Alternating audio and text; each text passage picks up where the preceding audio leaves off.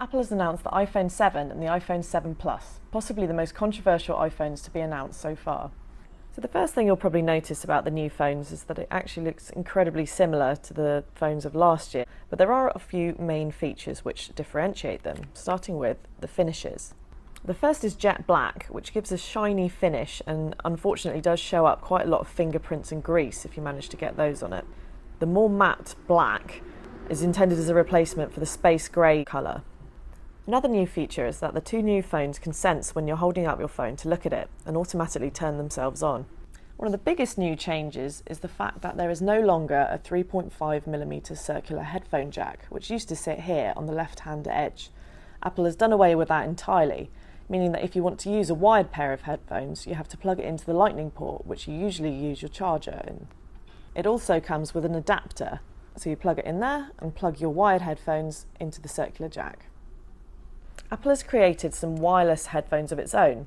The AirPods can sense when you put them into your left or right ear using infrared technology, which means that when you remove one, it automatically pauses the music that you're listening to.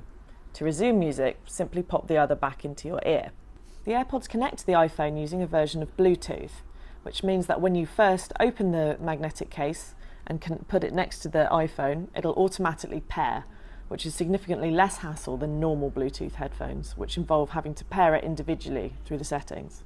Although the AirPods are small, they actually offer incredible audio quality. They are very loud and they don't leak sound very much either, meaning that when you're on the tube, you won't be subjecting your neighbour to your music choice. One of the main concerns people had when Apple first announced these was that when they were going to wear them exercising, particularly running, they were going to fall out.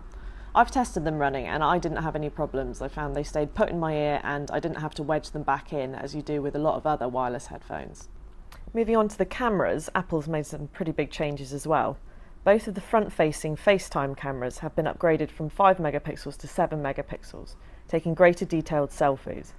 But this is where the iPhone 7 and the 7 Plus really start to differ in terms of the cameras. So the iPhone 7 has one singular circular 12 megapixel camera.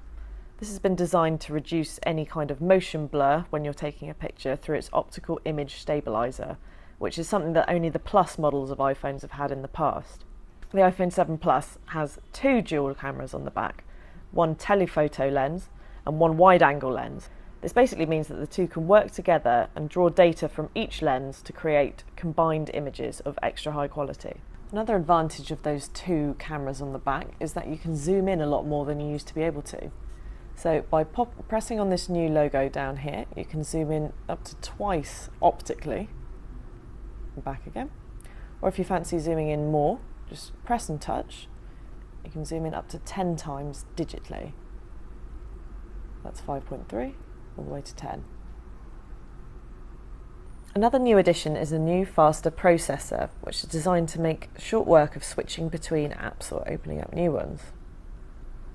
These are the first iPhones to feature stereo speakers, meaning that there aren't just speakers at the bottom anymore, they're also at the top, creating a more rounded audio sound, which is actually incredibly loud.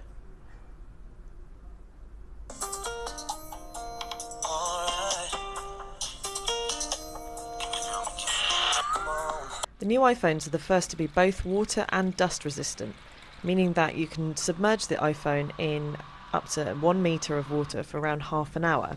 This doesn't mean it's totally waterproof, however. You couldn't use it to take photos under the sea, for example, but it's more than enough to make sure that a quick dip in the sink doesn't ruin your phone. Are these changes enough to make you want to go and buy the new phones? Apple has doubled the storage in all the new handsets, meaning that you won't have to delete as many apps or photos in order to download new ones.